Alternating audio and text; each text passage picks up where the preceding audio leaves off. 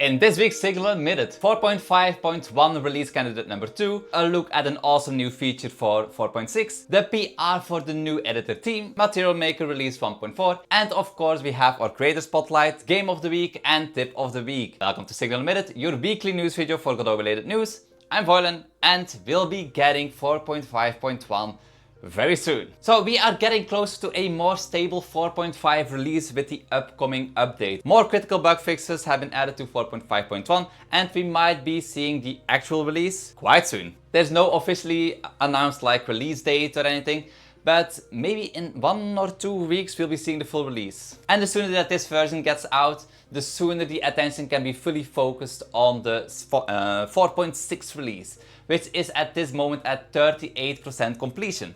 Do take in mind that this percentage is not a very accurate representation and this is more of an estimate, as more PRs and issues can be added during the development period of 4.6. But so far one of my most favorite additions for 4.6 is this PR, Add an ObjectDB profiling tool.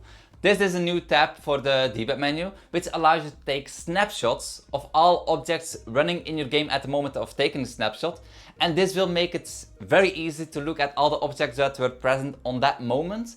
And it will also make it possible to compare between different snapshots, to compare snapshots of all the objects against each other. This PR has been in development for over a year, so it's kind of great to see it being merged right now. And I feel confident that a lot of developers will really like this feature for debugging their game or software. But yeah, anyway, before we continue to the Creator Spotlight, a quick thank you to all my Ko-fi supporters which are making these videos and my other videos and the development of Godot, a video editor that I'm making with Godot, possible. Thank you very much, I can't keep going without all of you. And then for the Creator Spotlight, I chose a not very well known creator, which I personally feel needs more attention. Brackies.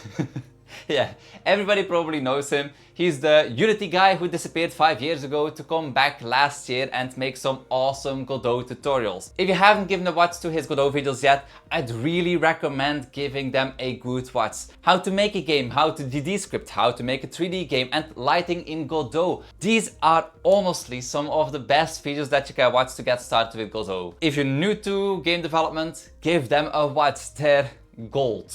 And next up, let's go over to some other news. Material Maker released version 1.4 and this is a big deal. Material Maker is made with Godot and is an awesome free and open source tool to make materials. Some of the updates include the porting to Godot 4. Shader code generation has been completely rewritten. There's now also flexible UI to create your own layouts. There's also spline parameter type, a new pixel parameter type, a lattice parameter type, and a lot more. I really recommend trying out Material Maker. It can be a little bit overwhelming in the beginning, so when you start out, get some of the examples and look at how other people are making their materials to get going. Give it a try, it's a very nice and helpful piece of software for game development. And then more in Godot related news, the new editor team has a number, and to be more precise, PR 111118.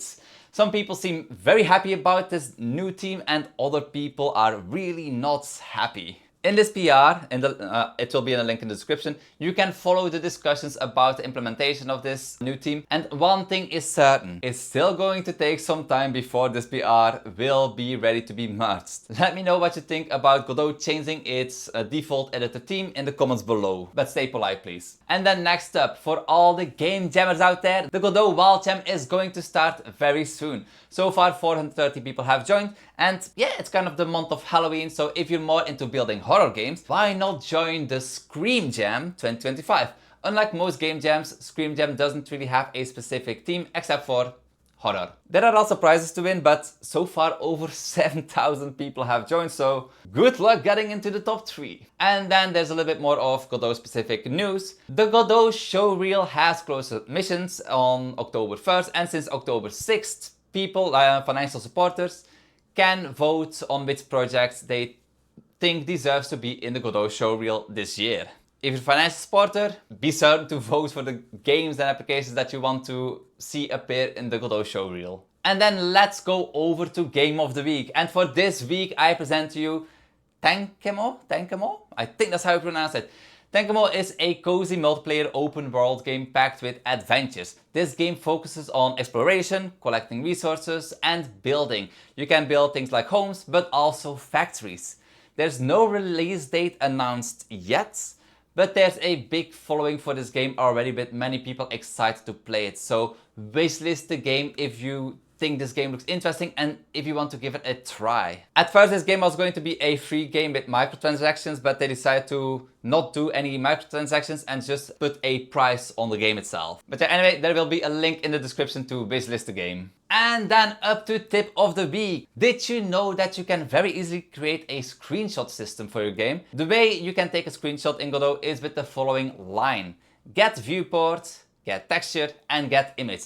After which you can save the image as a WebP, JPEG or a PNG or PNG or however you want to pronounce it. It's as simple as that. So there's really no reason not to implement some kind of like screenshot system like in your game for people to share their gameplay screenshots with friends and such. Implement this in your game. It's a very small thing. It's very easy to do.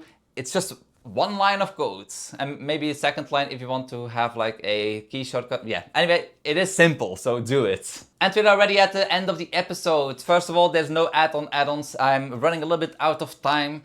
My arm is, as usual, still painful, but it's getting a lot better. I was able to get a lot more work done, and yeah, next week's video will be a little bit of a smaller episode because next week I really won't have enough time. But yeah, anyway, if you don't want to miss any like videos, please subscribe because this is a weekly news series. And before I go, a very big thank you to all my Ko-fi supporters.